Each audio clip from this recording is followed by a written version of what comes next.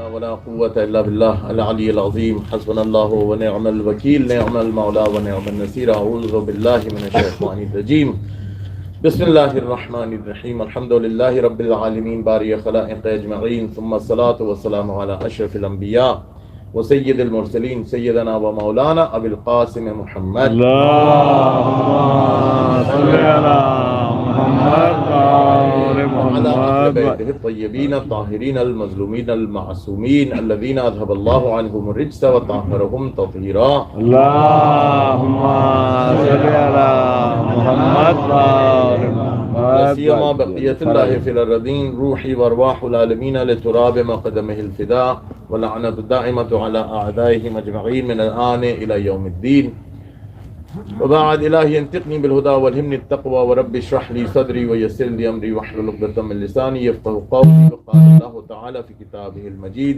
ومن الناس من يشري نفسه ابتغاء مرضات الله والله رؤوف بالعباد صلوات اللهم صل على محمد وعجل فرجهم.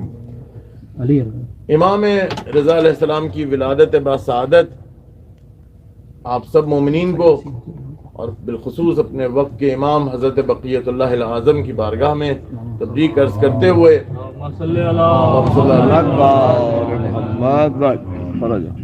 چند گزارشات آپ کی خدمت میں عرض کرنی ہے، اور وہ یہ کہ جو آیہ مبارکہ کا میں نے انتخاب کیا ہے اس کا شان نزول تو یہی ہے کہ امام علی مرتضیٰ شیر خدا جب شب ہجرت رسول اللہ کے بستر پر لیٹے تو یہ آیہ مبارکہ نازل ہوئی تھی کہ جس میں باری تعالیٰ نے یہ ارشاد فرمایا تھا کہ کوئی ہے وہ من الناس من یشری، کوئی ہے کہ جو اپنے نفس کو بیچ دیتا ہے اور اللہ کی مرضیوں کو خرید لیتا ہے.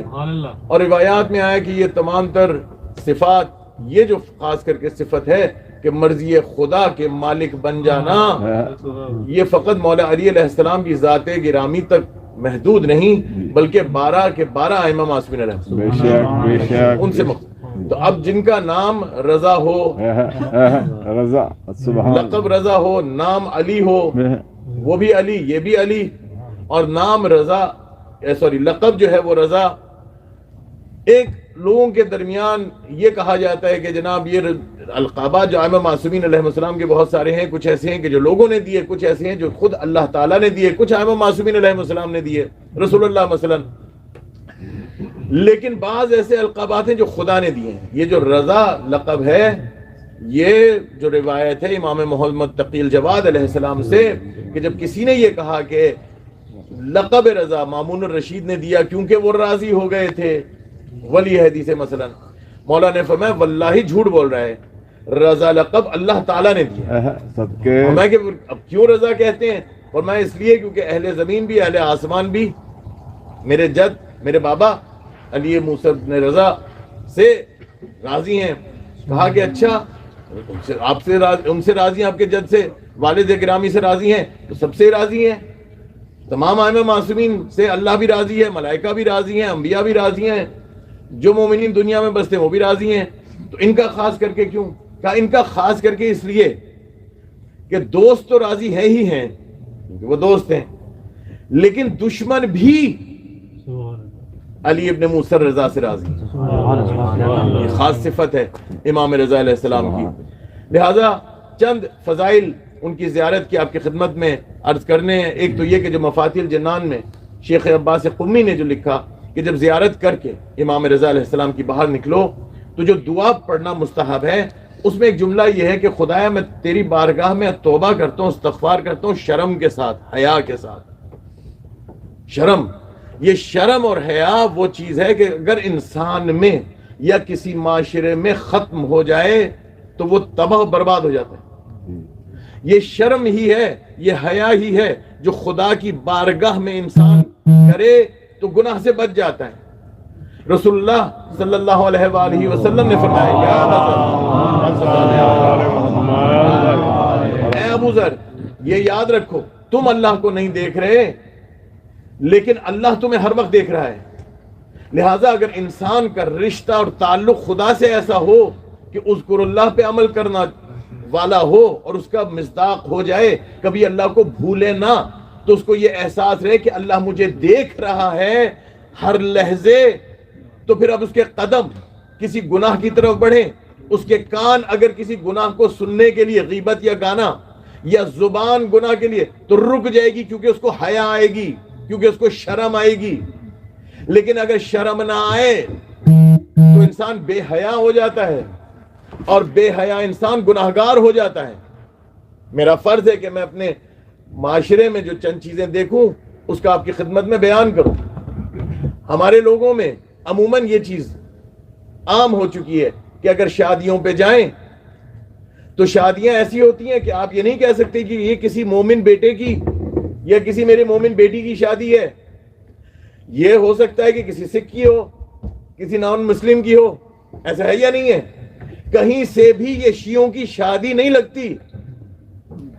کیا ہمیں اس بات، ہم نے سب کو دعوت دی بھائی، ہم نے لاکھوں خرچ کر دیے دعوت کے اوپر، اتنا خرچہ کیا، اتنا خرچہ کیا، لیکن ان سے پوچھیں کیا آپ نے امام زمانہ کو بھی دعوت دی؟ آپ کے وقت کے امام ہیں۔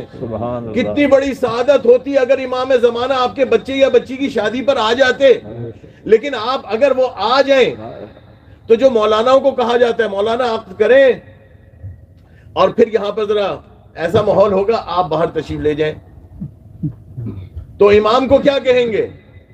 امام کو یہ تو نہیں کہہ سکتے کہ مولانا آئیے آپ مولانا صاحب نہیں، آپ عقد پڑھ دیجئے۔ مولانا کو ہم نے جس طرح کہا باہر چلے جائیں، آپ بھی ان کے ساتھ مولانا کے ساتھ باہر چلے جائیے، یہی ہوگا۔ کیا آپ یہ اپنے گریبان جھانک کے دیکھیں اور یہ کہیں کہ جب شادی ہوتی ہے تو کیا وہ اس لائق ہے کہ اپنے وقت کے امام کو آپ دعوت دیں اور کہ یا زہرا یہ آپ کے بچے ہیں، میرے نہیں؟ کیا ہمارے پاس یہ احادیث نہیں ہے کہ اہل بیت کی خوشی میں خوشحال، ان کے غم میں غمگین؟ تو ہماری خوشی میں کیا ہم نہیں چاہیں گے کہ اہل بیت بھی شامل ہوں؟ جب بنیاد ہی ایسی ہو کہ ہم نے اہل بیت کو پہلے دن ہی اپنے پاس سے دور کر دیا، تو یاد رکھیے اب یہ گھرانے میں بے حیائی ہوگی۔ بے حیائی یعنی گناہ لازم ہو جائے گا۔ ہمیں عموماً سننے کو ملتا ہے مولانا آنکھوں میں حیا ہوتی ہے، دل میں حیا ہوتی ہے، حجاب نہ بھی کیا تو کیا ہوا؟ اگر دل میں حیا ہو تو عملاً حیا سامنے اظہار ہوگا۔ اگر یہاں کسی کے گھر میں دعوت ہو اور وہ آپ کو کہہ دیں کہ قبلہ آپ نہ آئیے گا، لیکن ہم بھی پھر بھی مان نہ مان، خالہ جی کا مہمان جو کہتے ہیں، میں تیرا مہمان، مان نہ مان میں تیرا مہمان، یہ کیا کہیں گے کہ بے حیا آدمی ہے، شرم نہیں آئی ان کو، آگے ان کی توہین بھی کی تھی پھر بھی آگے۔ اگر شرم ہوتی، حیا ہوتی تو ان کی دعوت پہ نہ جاتے۔ اگر شرم ہوتی، حیا ہوتی تو وہ لوگ کہ جو اہل بیت کے شیعوں کے دشمن ہیں، مثال کے طور پر وہ جو مثال سمجھانے کے لیے کہ حیا اور شرم کیا چیز ہے، اگر کچھ عالم دین ہو اور وہ جو دشمن اہل بیت ان کی دعوت پر چلے جائیں تو اس عالم دین کو زیب نہیں دیتا تھا کہ دشمن اہل بیت کی دعوت پہ جائیں۔ اگر اس میں شرم ہوتی تو وہ عالم دین نہ جاتا، یہ ہے شرم۔ تو اگر کسی خاتون میں دل میں شرم ہوتی، اگر حقیقت میں جو کہا جا رہا ہے کہ دل میں شرم ہے، تو پھر سر پہ حجاب ہوتا، بال کھلے نہ ہوتے۔ شرم دل میں کیا ہے؟ حضرت زہرا سلام اللہ علیہا کے در مبارک پر دق الباب ہوا، رسول اللہ تشریف لے کے آ رہے ہیں اور نابینا صحابی ساتھ ہیں، جابر بن عبداللہ انصاری۔ فرمایا کہ بیٹی میں اور جابر آ رہے ہیں۔ فرمایا بابا ایک منٹ رک جائیے، چادر پہن لو۔ بیٹی یہ تو نابینا ہے، ہمیں سمجھانے کے لیے، ہمیں بتانے کے لیے۔ شرم آج جو کہہ رہے ہیں نا کہ شرم تو دل میں ہوتی ہے، بی بی سے سنو شرم دل میں کیا مطلب ہوتا ہے، سچ کیا ہے۔ جن کے قول اور فعل میں تضاد نہیں ہے وہ ہے معصومین۔ کونوا مع صادقین، ان سچوں کے ساتھ ہو، ان کی تابع ہو جن کا جو قول بھی سچا ہو، عمل بھی سچا ہو، دونوں میں تضاد نہ ہو، ٹکراؤ نہ ہو۔ بی بی نے فرمایا بابا ایک منٹ، وہ نابینا ہے، میں زہرا تو نابینا نہیں ہوں۔ دل میں حیا یہ ہوتی ہے، نامحرم سامنے ہے، تو میں حجاب کروں گی. کیوں؟ کیونکہ نامحرم سامنے ہے. دل میں حیا کا کیا مطلب؟ اگر دل میں حیا ہوتی تو اس کو کیسے ظاہر کریں گے؟ چادر رکھ کر یا چادر اتار کر؟ ثبوت اس بات کا کہ دل میں حیا ہے، آنکھوں میں حیا ہے، اگر سر پہ چادر ہے تو پھر ہے، ورنہ جھوٹ ہے. معذرت کے ساتھ تلخ بات کر رہا ہوں، لیکن حقیقت یہی ہے کہ سچ تب ہوگا کہ جب دل میں حیا ہوگی. اور دل میں حیا کیا چیز ہے؟ یہ دل میں حیا، دل میں حیا وہ چیز ہے کہ اگر گھر میں نامحرم اگر کوئی کزنز بھی ہوں، کہتے ہیں جناب یہ تو بہن بھائی ہیں، کیا کزنز میں شادی جائز ہے؟ اگر شادی جائز ہے تو محرم تو نہیں ہے، وہ بہن بھائی تو نہیں ہے. ایک روایت آپ کی خدمت میں عرض کروں، جس کو حدیث، یہ روایت امیر المؤمنین علیہ السلام سے ہے اور مشہور ہے حدیث معراج سے. مولا علی علیہ السلام فرما رہے ہیں، فرما رہے ہیں معراج پہ جب رسول اللہ صلی اللہ علیہ وآلہ وسلم تشریف لے کے گئے، انہوں نے مجھ سے فرمایا، کہا جہنم کا اوپر سے گزرا تو دیکھا کہ ایک خاتون ہے، اس کو بالوں سے پکڑ کے لٹکایا ہوا ہے، آگ میں لٹکایا ہوا ہے، اور فرمایا کہ اس کی جو کھوپڑی تھی، اس کے مغز جہنم کی آگ سے ابل کے باہر آ رہا تھا. رسول اللہ نے فرمایا، جبرائیل نے کہا یا رسول اللہ یہ وہ عورت ہے جو نامحرموں کو اپنے بال دکھاتی تھی. بھائی میں نے امام زمانہ کا نمک کھایا، میرے پر واجب ہے آپ کو بتاؤں یہ بات. بسم اللہ بسم اللہ، یہ ماشاءاللہ. واجب ہے میرے پر کہ یہ باتیں پہنچاؤں آپ تک. بال نہ دکھاؤ، اگر آپ نے بال دکھائے اس کی سزا ہے. پھر دوسری روایت عرض کروں، ایک خاتون کو دیکھا جو اپنی قینچی کا، آگ کی قینچی سے اپنے جسم کے ٹکڑے کر رہی تھی اور کھا رہی تھی. یہ روایات ہیں. یاد رکھیے موت پر ہر ایک کو ایمان ہے، جو کافر ہے وہ بھی ایمان رکھتا ہے. موت کے بعد کیا ہوگا جس کو اہل بیت پر ایمان ہے وہ سمجھے گا. ہم مانیں گے اہل بیت نے جو فرمایا، کہا کاٹ رکھ کے کھا رہی ہے. کیا کیا اس نے؟ کہا یہ وہ حصے کھا رہی ہے اپنے بدن کے جو نامحرم کو دکھائے. یا اللہ. جب آپ تنگ لباس ایسا پہنے کہ آپ کے بدن کے اعضاء نمایاں ہو، جائز نہیں ہے. اس کا عذاب ہے. دل میں آپ کے نہیں ہے شرم، دل میں شرم ہو تو یہ کام نہ ہو. میں مسئلہ بھی آپ کی خدمت میں عرض کر دوں. میری بیٹیاں، میری بہنیں سن رہی ہیں اور میں پیغام دینا چاہتا ہوں. ان کے ذہن میں یہ چیز ہوتی ہے کہ جناب ہمیں تو فلانی یہ کہہ دے گی، فلانی یہ کہہ دے گی. ٹوکتی ہیں بہت سے.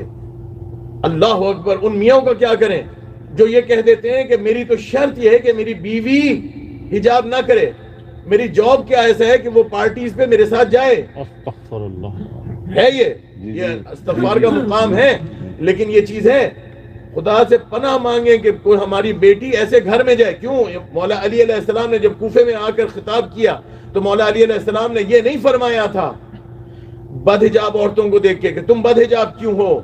مولا علی علیہ السلام نے مردوں سے خطاب کر کے کہا کہ تمہاری غیرت کہاں چلی گئی کہ تمہاری خواتین بد حجاب ہیں.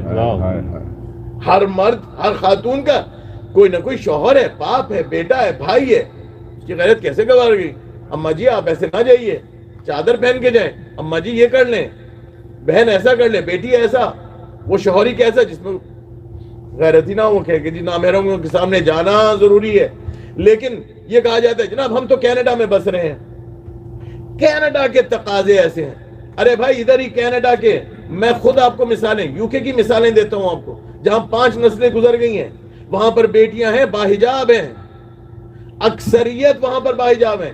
یہاں پر بیٹے پچھلے جمعے اسی مجمع میں موجود ہیں، میں نہیں چاہتا کہ ان کا نام لوں، مجھے آ کے کہا کہ میرا بیٹا دیندار، وہ چاہتا ہے کہ شادی کرے، اور مجھے یہ کہا کہ شرط یہ ہے کہ بچی جو ہے جس سے شادی میں کروں، جو لڑکی ہے وہ دیندار ہو اور باحجاب ہو. یہی کا لڑکا ہے. دوسرا لڑکا میں نے اس کا نکاح پڑھایا تھا، شامیر، شادی ہو چکی ہے اس کی، بچہ ہوا ہے ابھی 1-2 دن پہلے. شامیر رضوی صاحب کا، اپنا کمال رضوی صاحب کا بیٹا، 2-3 سال پہلے لڑکی دیکھنے کے لیے جا رہے تھے. بڑے پریشان ہوئے، جس طرح یہ صاحب پریشان ہیں کہ وہ کہاں سے ملے وہ لڑکی. پریشان تھے. کہا کیا ہوا؟ کہا کہ یہ لڑکا مجھے یہ کہہ رہا ہے کہ مجھے باحجاب لڑکی چاہیے. سلام ہے ایسے لڑکوں پر، کیونکہ یہ خود بھی با حیا ہے اور با حیا گھرانہ تشکیل دینا چاہتا ہے. یہی با حیا گھرانے ہیں جو با حیا معاشرے تشکیل دیتے ہیں.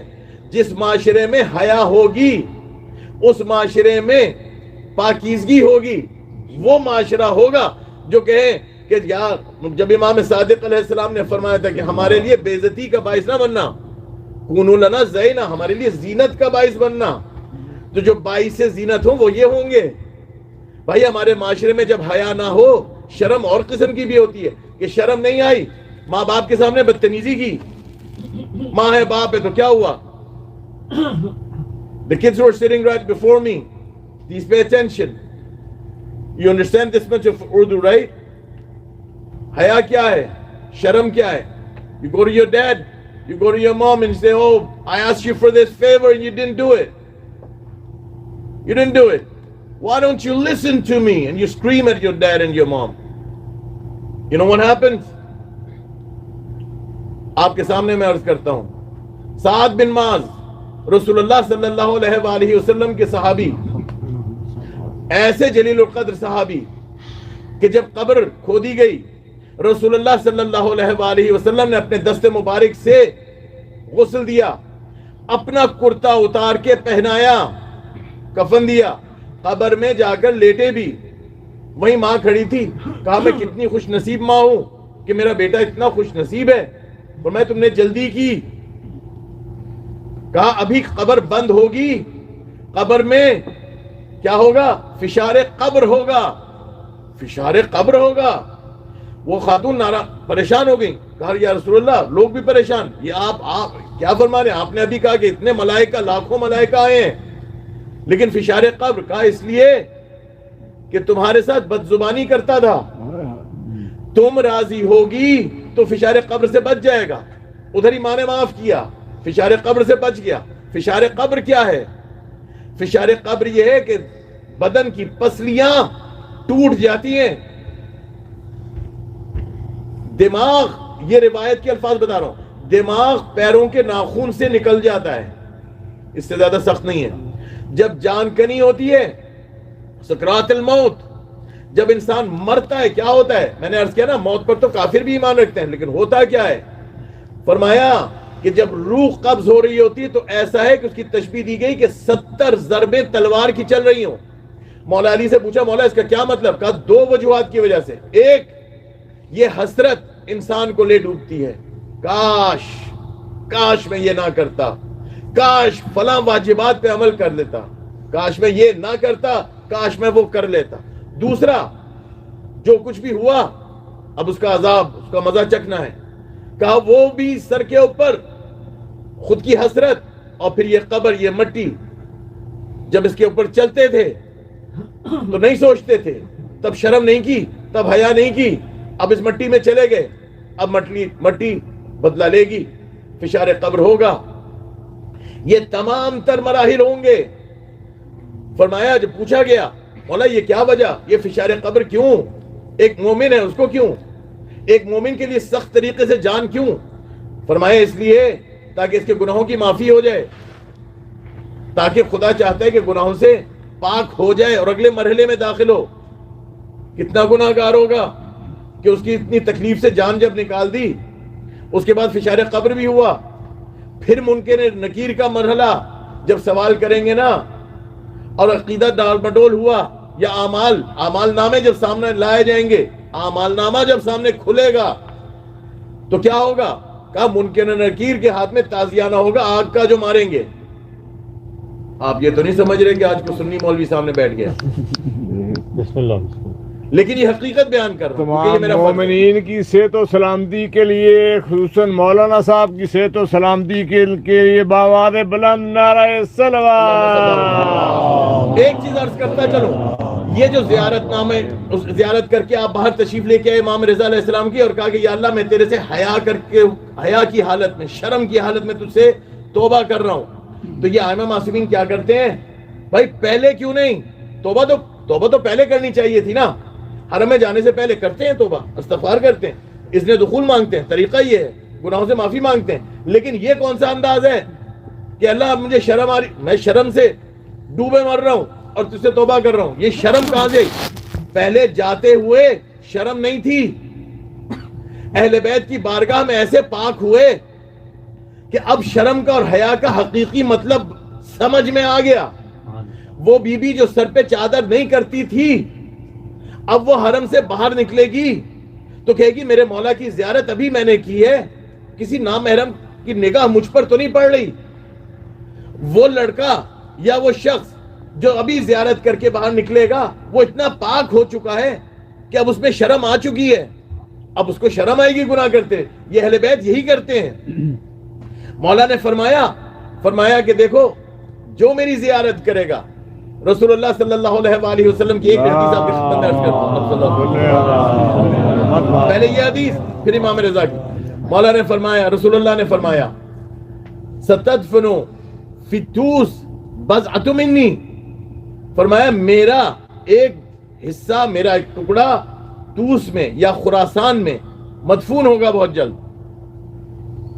یہ جو فرمایا رسول اللہ نے، یہ بضعۃ فاطمہ تو بضعۃ منی، ایک بی بی کے لیے کہا، ایک نور فاطمہ کے لیے کہا، دو کے لیے آیا.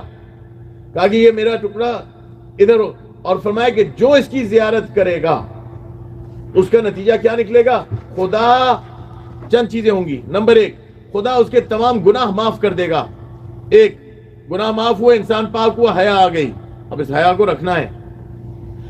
دوسرا، کوئی بھی غم ہوں گے، رسول اللہ فرما رہے ہیں وہ غم دور ہو جائیں گے. تکلیفیں ہیں، غم ہیں، دور ہو جائیں گے. تیسرا، آگ، نار، اس کا جو جسد، اس کا جو بدن ہے اس سے محفوظ ہو جائے گا، اور جہنم کی آگ اس پر حرام ہو جائے گی. جہنم کی آگ سے بچ گیا. جب آگ سے بچ گیا تو یہ پہلی والی آگ کون سی ہے؟ یہ قبر میں وہ آگ ہے جو منکر نکیر کے سامنے. کیوں؟ کیونکہ امام رضا نے فرمایا جو میری زیارت کو آتا ہے اس پر اس کے مجھ علی ابن موسیٰ رضا کی گردن پر حق ہے. کیا حق ہے؟ کہا کہ جب اس کا منکر نکیر اس کی قبر میں آئیں گے میں اس کی مدد کے لیے آؤں گا، صراط پہ اس کی مدد کروں گا، میزان پر جب اعمال تولے جا رہے ہوں ادھر اس کی مدد کروں گا. پھر امام رضا علیہ السلام نے یہ بھی فرمایا کہ جب تمہاری روح نکل رہی ہوگی نا اس وقت میرے جد رسول اللہ اور مولا علی تو آئیں گے، میں علی ابن موسیٰ رضا بھی آؤں گا. سبحان اللہ. امام رضا مدد کریں گے، جگہ جگہ مدد کریں گے. امام محمد تقی علیہ السلام نے، آخری روایت اور پھر نماز کا وقت، امام محمد تقی علیہ السلام نے فرمایا جو میرے بابا کی زیارت کے لیے جائے، فرمایا کوئی غم اس پہ باقی نہ رہے گا، کوئی غم اس پہ باقی نہ رہے گا جو میرے بابا علی ابن موسیٰ رضا کی زیارت کے لیے جائے گا. اور فرمایا بہت ساری روایات ہیں لیکن اب چونکہ نماز کا وقت ہو گیا ہے، نماز میں اگر 5 منٹ یا 10 منٹ اوپر ہو جائیں، فضیلت کا وقت رہے تو مسئلہ نہیں ہوتا، فضیلت کے وقت میں پڑھنا ضروری ہے. انشاءاللہ فضیلت میں پڑھیں گے. بس یہ آپ کی خدمت میں عرض کروں کہ امام رضا کی زیارت کا ثواب کتنا ہے. حضرت تقی الجواد علیہ السلام کے پاس کوئی شخص آیا اور پوچھا کہ یا اپنا رسول اللہ آپ کے بابا کی زیارت کا کتنا ثواب ہے. امام حسین کاظم سے روایات، رسول اللہ سے روایات، مولا علی سے روایات، تمام ائمہ معصومین سے روایات ہیں. فضیلت ان کی زیارت کی عرض کر رہا ہوں ان کی خدمت میں. فرمایا کہ جو علی ابن موسیٰ رضا میرے بابا کی زیارت کرے گا، صلوات بھیجی محمد اللہم صلی علی محمد اور محمد. اتنے فضائل ہیں، اتنے فضائل ہیں، اتنے فضائل ہیں مولا کی زیارت کے کہ میں اب بیان کروں تو وقت نہیں ہے. فرمایا ایک حج ملے گا، یہ رسول اللہ سے روایت. رسول اللہ نے فرمایا، کہا کہ میرا بیٹا طوس میں دفن کیا جائے گا اور اس کی زیارت کو جو آئے گا اس کو ایک حج کی فائدہ ملے گا، ایک حج کا ثواب ملے گا. قبول شدہ حج، قبول. ہم جاتے ہیں 10 حج کر لیے، کوئی یقین نہیں قبول ہے یا نہیں ہے. ایک امام رضا کی زیارت اور میں ایک حج قبول، ایک حج قبول، ایک زیارت کا کیا مطلب؟ میں نے اپنے استاد سے، عالم دین سے میں نے پوچھا تھا، مطلب جب آپ سفر پہ جاتے ہیں دن میں ہو سکتا ہے 10 دفعہ زیارت کریں، ہوٹل گئے، کھانا کھایا، پھر آئے، کئی دفعہ آئے، کئی دفعہ گئے، تو وہ ایک زیارت ایک سفر ہے. یا جتنی بار آپ حرم جائیں گے اس نے دخول پڑھیں گے، زیارت کریں گے اتنی زیارت. اب یہ ایک حج کو آپ ملٹیپلائی کر لیں کتنے حج ہو گئے ایک دن میں. رسول اللہ، ابھی روایت ختم نہیں ہوئی، رسول اللہ نے فرمایا ایک حج. تو کسی نے تعجب سے کہا یا رسول اللہ ایک قبول شدہ حج ایک زیارت کا؟ فرمایا 2 حج. کہا 2 حج، کہا 3 حج، کہا 3 حج. رسول اللہ 70، فرمایا 70 حج قبول شدہ. علی ابن موسیٰ رضا، وہ 70 کو آپ ملٹیپلائی کریں، جتنی بار آپ علی ابن موسیٰ رضا کی زیارت کے لیے دن میں زیارت کے لیے جائیں. صلوات محمد بسم اللہ الرحمن الرحیم. اللهم انی اسألک بحق فاطمہ وابیہا وبعلہا وبنیہا وسر المستودع فیہا اقضی حاجتی. یا اللہ تجھے واسطہ امام زمانہ علیہ السلام کا، علی ابن موسیٰ رضا علیہ السلام کی برکات کا واسطہ، ان کی عظمتوں کا واسطہ، ان کے فضائل کا واسطہ، ہم سب کو امام رضا علیہ السلام کی زیارت کرنے کی توفیق عطا فرما. اس سال امام رضا کے صدقے میں نجف سے کربلا تک اپنے گھر والوں کے ساتھ مشی کرنے کی توفیق عطا فرما. ہم سب کے گناہ ان کے صدقے میں معاف فرما، آئندہ بچنے کی توفیق عطا فرما. یا اللہ بحق محمد و آل محمد، یہ میرے ٹوٹے پھوٹے الفاظ دلوں پر اثر اور اس کے اوپر تمام لوگوں کو سن کے عمل کرنے کی توفیق عطا فرما. مجھ کو بھی سب سے پہلے دین کو سمجھنے اور اس پر چلنے کی توفیق عطا فرما. یا اللہ امام زمانہ علیہ السلام کے واسطہ ان کی جو بھی حاجات ہیں امام رضا علیہ السلام کے صدقے میں اپنی بارگاہ میں قبول فرما.